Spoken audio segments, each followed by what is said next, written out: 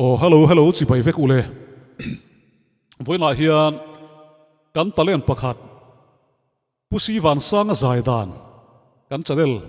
min lut sak tu tele. Kan subscriber te pual liu liu in aron ti sak le don chewani. Pusi van sang anen hian kan in petrina. An ina len katuma ma ro chu keima program wa in ka thul le thina voi ni voi thumi katum to ni ama nen pokanin bia ani polo man thin lawa ta chuan ka len thelo ta ka chuan voina hian i azai dan heron zirve ka tum shim top mai ni min lo hotura ka ngai lawa puwan sang hi ka ngai san wanga azai dan ron zir tum ka ni a chuwangin i heti in da lam ni lawin enjoy san tum nan puwan sang ka ngai san wanga ron ti tum ka ni ngai sang lo bilang chuan azai dan hi ka zirmi adon lawa a o hi ka chik don hek lawa tu tiang khopa ngai sang thin ka nia hun masalama zoro ka zai dan te pubi ema zai dan te ka ron zir to a tin rot fela pachu zai dan te po ka ron zir to a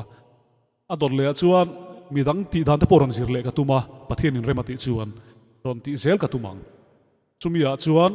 mu nom ti taka enge ahlim om zong mi lo thir sak tur chewin kan som chewani kan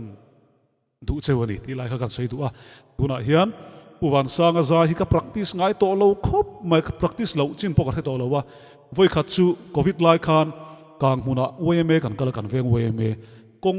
kong sira re eklang pangpera khuan ka sawa ka voi khat chu chumi ti lo chu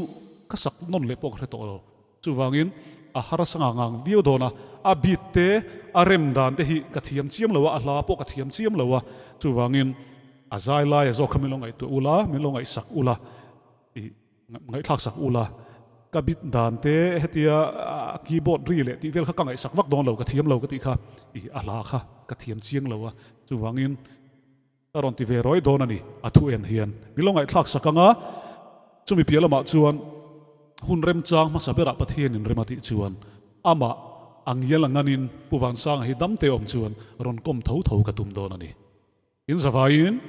chipai kan buk le cheu ni milong ai thak sak ro o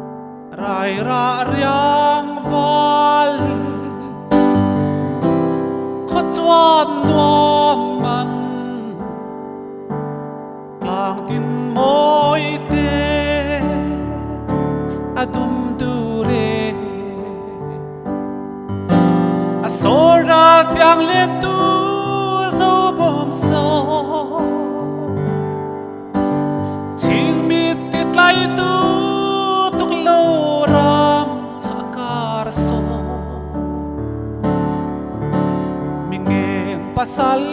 tra lum tilem tu wanel ramda lung dum tu chui thang vala ram truan ni chuan chui ki tri kan vang la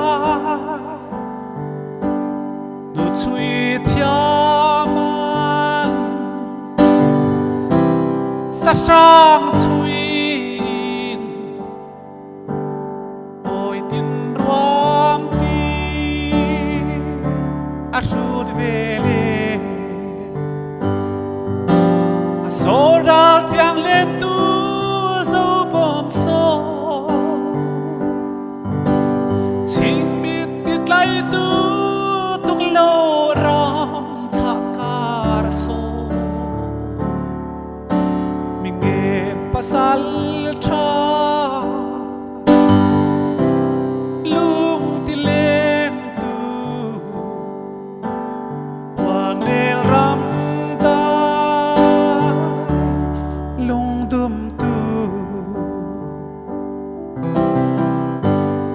ka lung dam na tuk lo ram dai phang lệ thế ya ka môi lâu thế dòng đi xe rút lệ in mô chêng rang cho ya phát căn hoa mê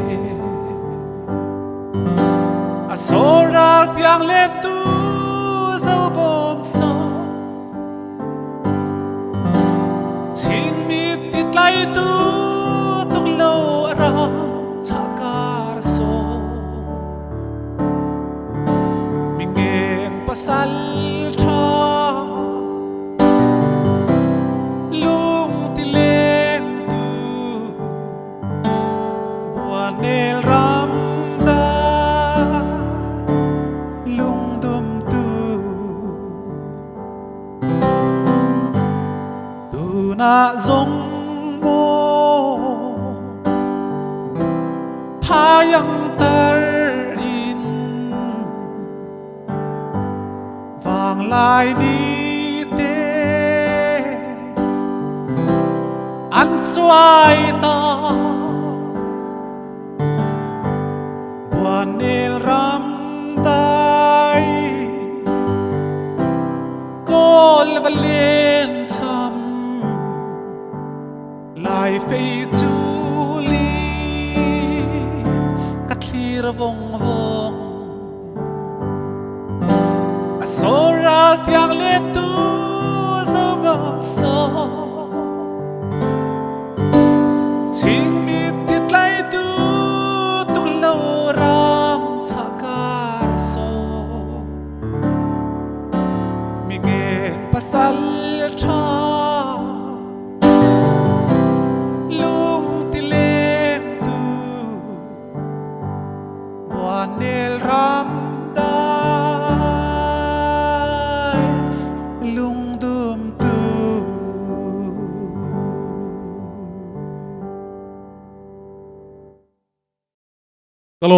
kalome avan nuam ve pusi van sang zai tuna han zai ana har khop maya achan chu